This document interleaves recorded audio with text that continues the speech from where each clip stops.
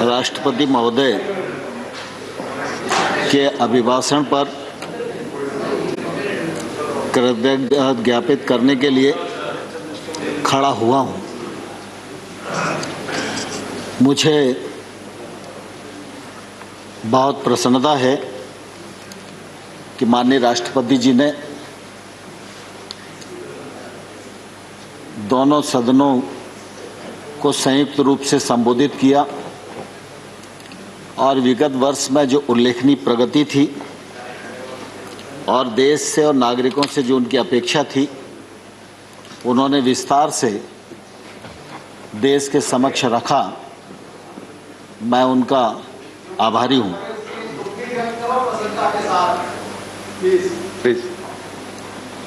हम सब इस बात को भलीभांति जानते हैं कि 2020 हमारा कठिनाइयों का वर्ष रहा है। कोविड-19 का संकट आया,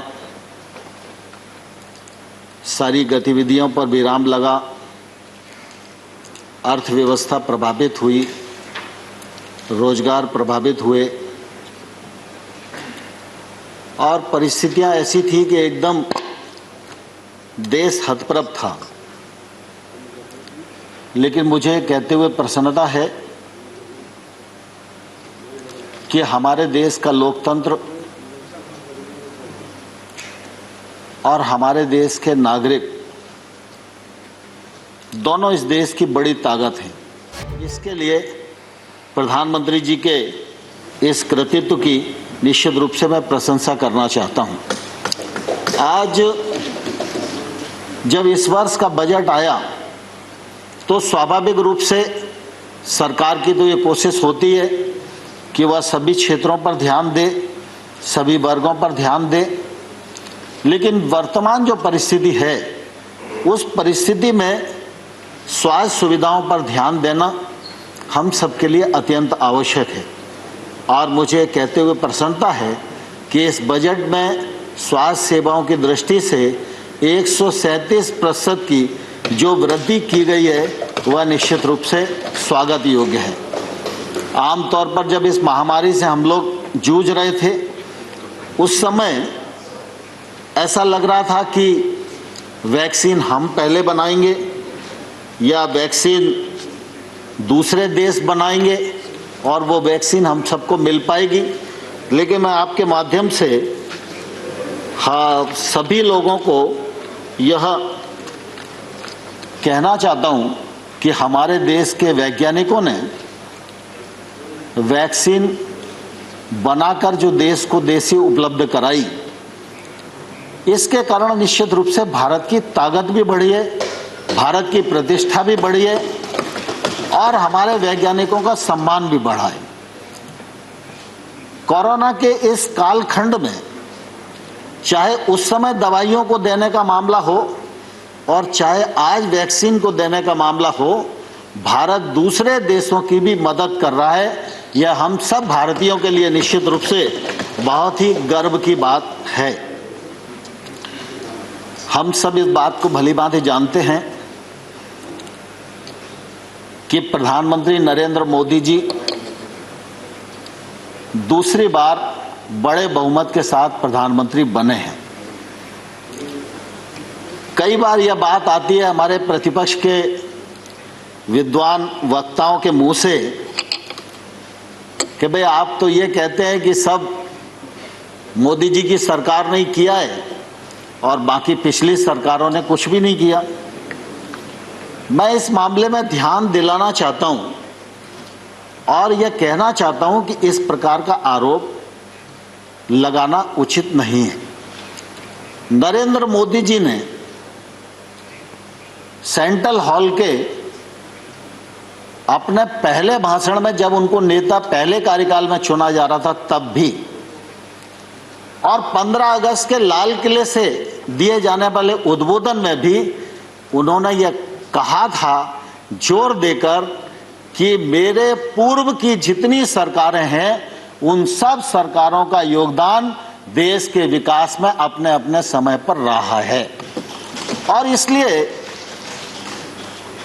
इतनी बड़ी लोकतांत्रिक यात्रा और इतना बड़ा देश और उसकी प्रगति, उस मामले में ऐसा सोच न तो नरेंद्र मोदी जी का है और ना ही नरेंद्र मोदी जी की सरकार का है और ना आने वाले कल में रहेगा। लेकिन स्वाभाविक रूप से यह तो सच है कि जो काम नरेंद्र मोदी जी के कार्यकाल में होगा, जिस ऊर्जा से होगा, जिस गति से होगा, जिस पारदर्शिता से होगा, दृढ़ संकल्प से होगा, तो उसका उल्लेख तो हम लोग भी करेंगे और आप भी हाउस में नहीं करोगे, लेकिन व्यक्तिगत बातचीत में तो आप सबको भी एहसास होगा ही कि ठीक हो रहा है। तो इसलिए इस प्रकार का सोच मुझे लगता है उपयुक्त नहीं है। प्रधानमंत्री नरेंद्र मोदी जी की सरकार गांव, गरीब और किसान के लिए पूरी तरह प्रतिबद्ध है और आने वाले कल में भी प्रतिबद्ध रहेगी। मैं गांव से ही अपनी बात को शुरू करना चाहता हूं। आपको ध्यान होगा जब 13वां फाइनेंस कमीशन आया था, उस समय फाइनेंस कमीशन की रिकमेंडेशन के अनुसार मंत्रिपरिषद जो तत्कालीन थी उसने मंजूर किया था कि देश की 2.5 लाख पंचायतों को 65,000 करोड़ रुपया 5 साल में मूलभूत की राशि उपलब्ध कराई जाएगी। मोदी जी की सरकार आई तो 14वें फाइनेंस कमीशन की रिपोर्ट आई। फाइनेंस कमीशन ने रिकमेंड किया कि पंचायतों को 2,292 करोड़ रुपया दिया जाना चाहिए। सरकार बनी थी, स्वाभाविक रूप से सरकार के मन में यह बात रहती कि पैसा अगर हमारे हाथ में रहेगा तो हम ज़्यादा कुछ योजनाएं बना सकेंगे, खर्च कर सकेंगे। लेकिन उस समय मोदी जी ने दोनों रिकमेंडेशन हूबहू स्वीकार की। एक तो ग्राम पंचायतों को 2,292 करोड़ रुपया ग्राम पंचायतों के लिए, और जो राज्यों को 32% दिया जाता था उसके स्थान पर 42%। और मुझे ध्यान है उस समय कैबिनेट में कई लोगों ने अपने अपने विचार रखे थे। तो मोदी जी ने कहा था कि देखिए, गांव का विकास करना है तो पैसा गांव में पहुंचना चाहिए और केंद्र से ज्यादा अच्छी पहचान राज्य अपने क्षेत्र की समस्याओं के लिए कर सकते हैं। वो समस्याओं के नजदीक हैं, निराकरण उनके हाथ में है, और अगर पैसा उनके पास रहेगा तो वो अच्छी योजनाएं बना सकेंगे, और जब राज्य आगे बढ़ेंगे तभी देश आगे बढ़ेगा। इस भावना के अंतर्गत 32 से 42% पैसा उस समय देना स्वीकार किया था। और मुझे कहते हुए प्रसन्नता है कि अब तो 15वें वित्त आयोग की रिपोर्ट भी आ गई है और 15वें वित्त आयोग ने 2,36,850 करोड़ रुपया ग्राम पंचायतों को देने का रिकमेंडेशन किया है। उसको मंत्रिपरिषद ने स्वीकार कर लिया है। 70,000 करोड़ रुपया नगरीय और ग्रामीण क्षेत्र के निकायों के लिए, स्वास्थ्य के लिए देना उन्होंने रिकमेंड किया है। उसमें ग्रामीण निकाय के लिए 43,000 करोड़ रुपया लगभग है। तो ग्रामीण क्षेत्र में अब इन 5 सालों में ग्राम पंचायतों के माध्यम से 2,80,000 करोड़ रुपया व्यय होगा, जिसका परिणाम ग्रामीण विकास के रूप में आएगा। यह मैं आप सबके समक्ष इस समय कहना चाहता हूँ। दूसरा, माननीय सभापति महोदय, ग्रामीण क्षेत्र में हम सब जानते हैं, यहाँ बहुत सारे हमारे साथी बैठे हैं जो गांव में रहने वाले हैं, और गांव में चाहे आबादी के क्षेत्र में हमारा मकान बना हो, चाहे कोई भी संरचना हमने अपने रहने के लिए अपने खेत में बनाई हो, उसका मालिकाना हक किसी के पास नहीं होता था। जो खेती की जमीन है, हम उसके भूमि स्वामी होते थे, उस जमीन पर हम लोन ले सकते थे, उसको गिरवी रख सकते थे, उसका मालिकाना हक हमारे पास था।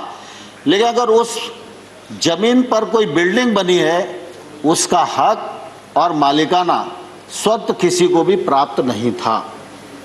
मुझे कहते हुए प्रसन्नता है कि गत वर्ष पंचायती राज दिवस के अवसर पर हमने प्रधानमंत्री जी को अनुरोध किया और स्वामित्व नामक स्कीम प्रारंभ की, जिसको 6 राज्यों में हम लोगों ने पायलट किया और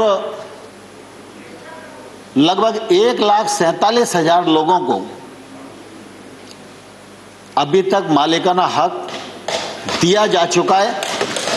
और मुझे कहते हुए प्रसन्नता है कि वित्त मंत्री जी ने इस बजट में इस स्कीम को 6 राज्यों के अतिरिक्त अब पूरे देश में प्रभावी कर दिया है, पैसा देना स्वीकार कर लिया है। अब गांव में रहने वाला भी कोई नागरिक जिसका अपना मकान मालिकाना हक का नहीं है, उसको इस योजना के अंतर्गत सर्वे करके राज्य सरकार को अवगत कराया जाएगा। राज्य सरकार उसको मालिकाना हक प्रदान करेगी। अब अगर उसकी जमीन से कोई सड़क निकल रही है और उसका मकान प्रभावित हो रहा है, तो शहर की भांति ही उसके मकान का भी आकलन होगा और उसको मुआवजा राशि उसी हिसाब से मिलेगी। अब यह मकान की जो संपत्ति है, ये संपत्ति बैंक में भी गिरवी रखी जा सकेगी। अगर कोई परिवार अपने बाल बच्चों को आगे काम शुरू कराना चाहता है, उसके लिए वो ऋण लेना चाहता है, तो यह संपत्ति उसके काम भी आएगी। यह एक बड़ी योजना भारत सरकार ने इस दौरान ग्रामीण क्षेत्र के लिए प्रारंभ की है।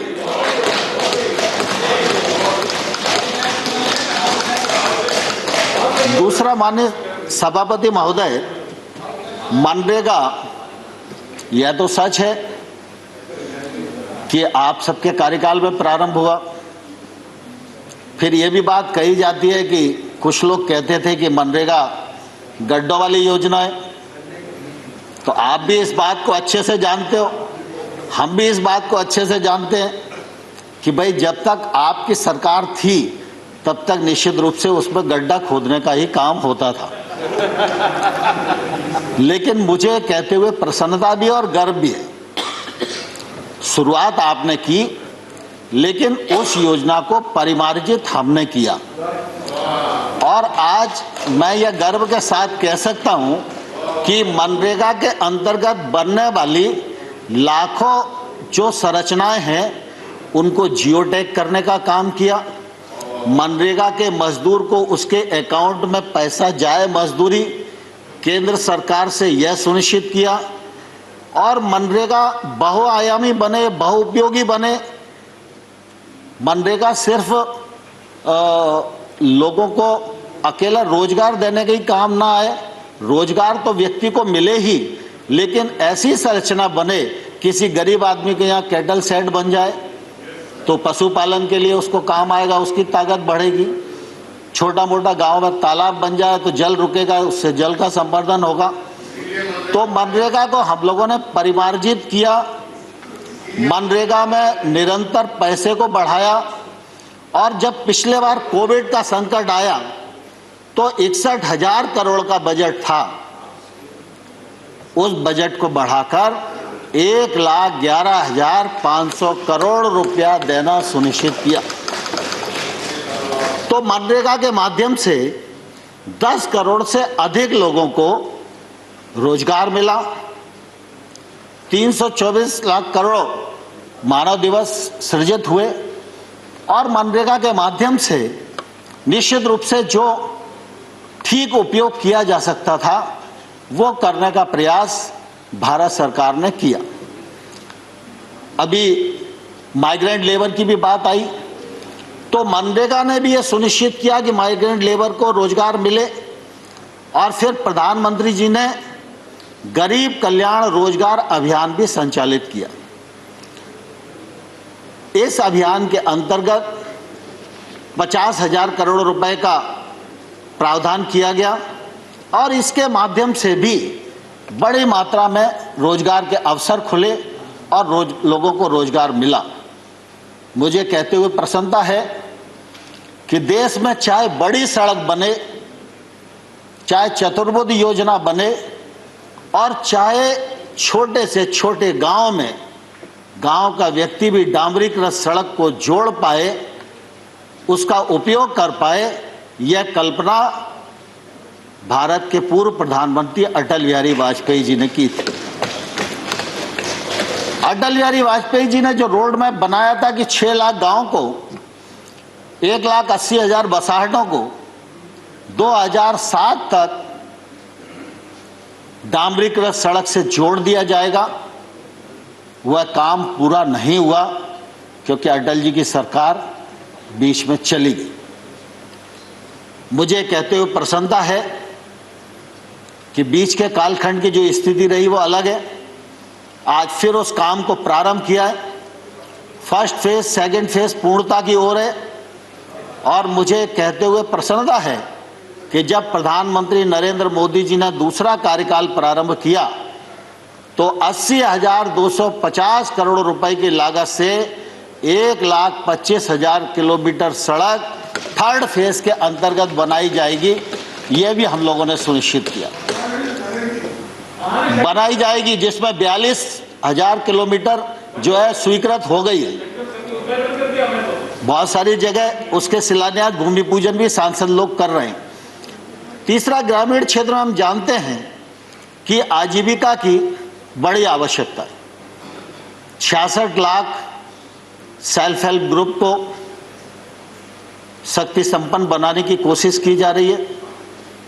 अभी तक उनको बैंक से जो ऋण का लिंकेज हुआ है वो लगभग 3 लाख करोड़ का है। उनका एनपीए जो कभी 2014 से पहले 23% हुआ करता था, आज हम लोगों ने परिमार्जित करके 2% तक उसको लेकर आए।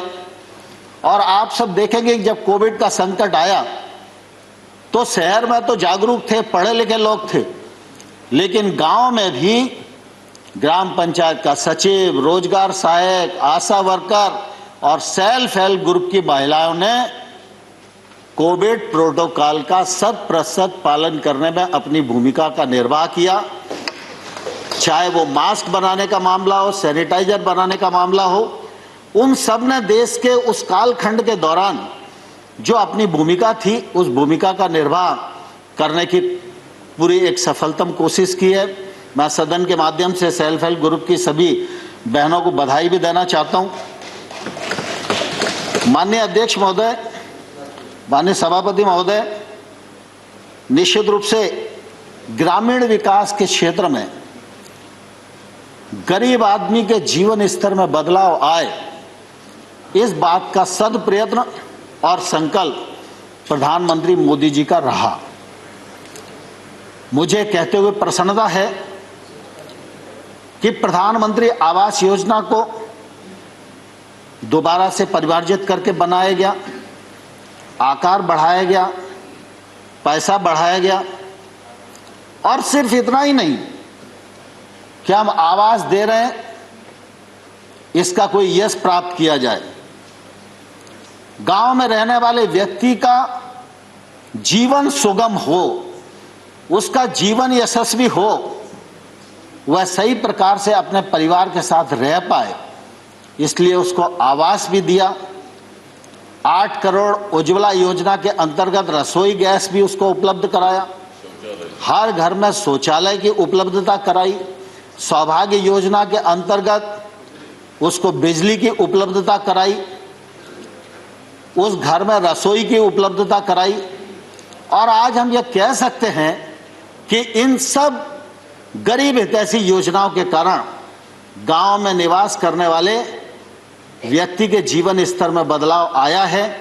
यह निश्चित रूप से एक योजनाबद्ध आमूलचूल परिवर्तन है।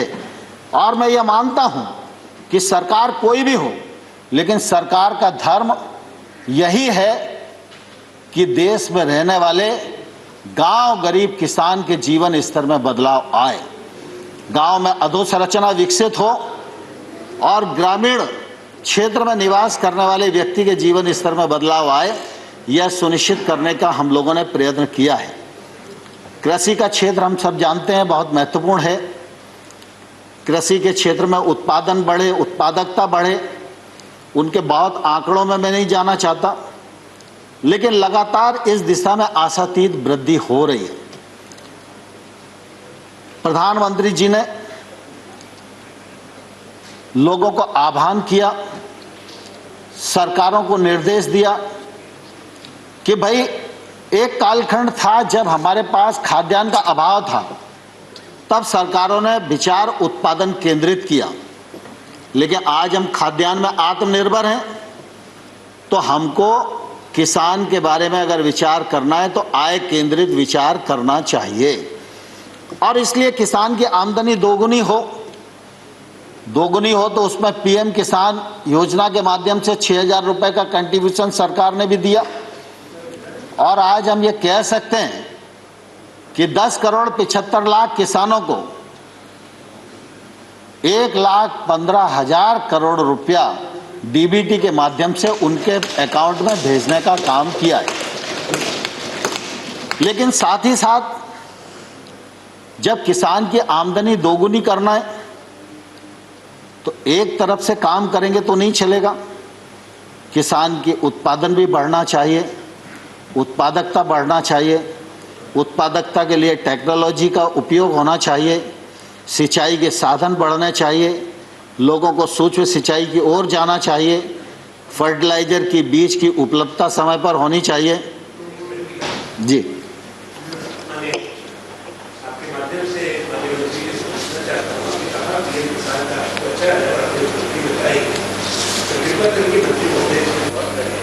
मैंने इस साल के बजट में पढ़ा है गौर से, उसमें 10,000 रुपया पीएम किसान में कम किया है, तो 10,000 करोड़। तो कृपा करके जरा उसमें वित्त मंत्री से बात करके इसमें आज के समय में जब इतनी बड़ा उत्पादन हो रहा है इसको कम करना उचित है।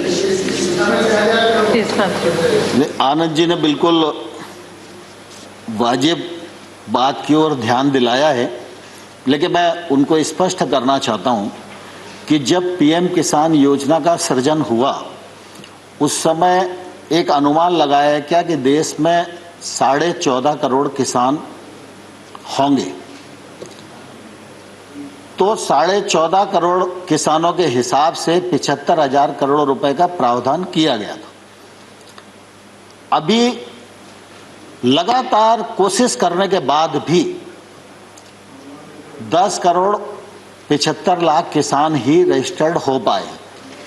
केंद्र सरकार लगातार इस बात की कोशिश में लगी हुई है कि जो बचे हुए लोग हैं वो भी रजिस्टर्ड हो जाएं। अभी पश्चिम बंगाल जैसे राज्य है, उन्हें अभी ज्वाइन नहीं किया था, वो आ जाएंगे तो 70 लाख उनके ही हो जाएंगे। तो चूंकि आज की जो परिस्थिति है उस परिस्थिति में हमारा काम इसमें चल रहा था 65,000 करोड़ रुपए में, और इस समय जो आप तो वर्षों मंत्री रहे हैं तो आपको मालूम है कि जो बजट की व्यवस्था थी तो थोड़ी उसमें दिक्कत भी थी, तो इसलिए वहाँ 75 हटा के 10,000 कम किया है। लेकिन जिस प्रकार से आप देखते हैं कि हम मनरेगा में बजट 38,000 करोड़ का होता है, खर्च 49,000 करोड़ का होता है, तो अगले बार फिर 49 हो जाता है, फिर अगले बार जो खर्चा 59,000 करोड़ हो जाता है। इसी प्रकार से आज भी अगर हम देखेंगे 61 की जगह 1,11,000 करोड़ किया। जैसे रजिस्ट्रेशन बढ़ेगा, मैं आपके माध्यम से सदन को भी और किसानों को भी आश्वस्त करना चाहता हूं कि प्रधानमंत्री किसान सम्मान निधि योजना में पैसे की कोई कमी नहीं आने दी जाएगी। आप बिल्कुल बेफिक्र रहें। मंत्री महोदय, आपको कंक्लूड करने की ओर जाना पड़ेगा। जी ठीक है। We will have the time till he concludes and we will reduce it from our other speakers. ठीक है। दूसरा, माननीय सभापति जी, हम सब इस बात को भलीभांति जानते हैं कि यूरिया की किल्लत किसानी के समय हमेशा होती थी। आप भी नीम कोटिंग करना चाहते थे लेकिन उस समय नहीं हो पाया, लेकिन नीम कोटिंग किया, उसके कारण फर्टिलाइजर की उपलब्धता बढ़ी, सूक्ष्म सिंचाई की दृष्टि से रकबा बढ़ा। देश में 86% छोटा किसान है। छोटे किसान का रकबा छोटा है, उसके पास निवेश करने के लिए साधन नहीं है। अगर कोई रिस्क लेकर वो महंगी फसल की तरफ जाए तो मार्केट का लिंक उसके पास नहीं है, और वो 86% किसान वस्तुस्थिति है कि एमएसपी का भी लाभ नहीं उठा पाता है। और इसलिए सरकार ने ये कोशिश की कि हम 10,000 नए एफपीओ बनाएंगे और 10,000 नए एफपीओ को हम 6,850 करोड़ रुपया खर्च करेंगे। 5 साल में उनको स्ट्रेंथन करेंगे। छोटे छोटे किसान 300 की 500 की संख्या में मिलकर एक एफपीओ के साथ जुड़ें तो उनका रकबा भी बढ़ेगा, उनका उत्पादन भी बढ़ेगा, वो टेक्नोलॉजी से भी जुड़ सकेंगे और उनके उत्पादन का वॉल्यूम भी ज़्यादा होगा तो वो अपने उत्पादन का वाजिब मूल्य के लिए बार्गेनिंग भी कर सकेंगे। इसलिए एफपीओ का एक बड़ा संसार खड़ा करने का काम इस देश में हम लोग कृषि के क्षेत्र में आरंभ कर रहे हैं। आप सब ने यह भी ध्यान दिया होगा कि एक तरफ किसान को एमएसपी लागत पर 50% मुनाफा जोड़ के दिया जाना शुरू हुआ है। वहीं दूसरी तरफ अगर देखेंगे तो 1 लाख करोड़ रुपए का इंफ्रास्ट्रक्चर फंड भी खेती के क्षेत्र में आत्मनिर्भर पैकेज के अंतर्गत दिया गया। सिर्फ खेती के लिए नहीं, फिशरीज के लिए 20,000 करोड़ रुपया, एनिमल हस्बेंड्री के लिए 15,000 करोड़ रुपया, हर्बल खेती के लिए 4,000 करोड़ रुपया, फूड प्रोसेसिंग के लिए 10,000 करोड़ रुपया। ऐसे ये कोशिश की गई है कि खेती में जो निवेश की जरूरत है वह निवेश खेती तक पहुंचे। हम सब गांव के रहने वाले लोग हैं। आज वेयर हाउस या कोल्ड स्टोरेज कोई भी संरचना दिखाई देती है तो वो जिला स्थान या बड़ी मंडी के आसपास दिखाई देती है। कोई भी 80 किलोमीटर दूर रहने वाला किसान अपने उत्पादन को 80 किलोमीटर लेकर आके वेयर हाउस में रखे और 2 महीने तक वो फसल को रोके, ये उसकी हैसियत नहीं है।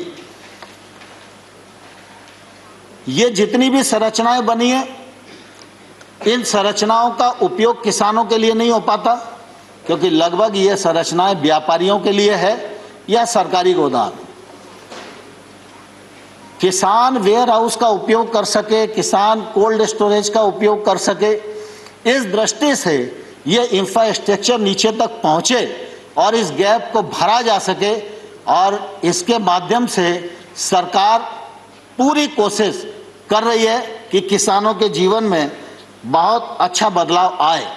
हम सब जानते हैं कि फल हो, तरकारी हो, ये कुछ फसलें ऐसी हैं जल्दी नष्ट हो जाती हैं और इनको उपयुक्त बाजार नहीं मिल पाता। कौन सोच सकता था कि रेल से फल और सब्जी जाना शुरू हो जाएगी। 100 किसान रेल प्रारंभ की गई है जो एक तौर से चलता फिरता कोल्ड स्टोरेज है।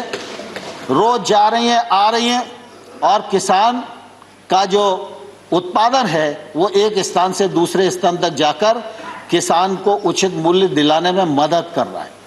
किसान उड़ान योजना के अंतर्गत आज त्रिपुरा का पाइनएप्पल दूसरे देशों में भी जाकर अच्छी कीमत प्राप्त कर रहा है, जिसका फायदा निश्चित रूप से किसान लोगों को हो रहा है। यह हम सब लोगों के लिए निश्चित रूप से प्रसन्नता की बात है। Honorable Minister, I just want to bring to your notice that your assigned time is over, but you can take time as per the other. पाँच मिनट में खत्म करता हूँ।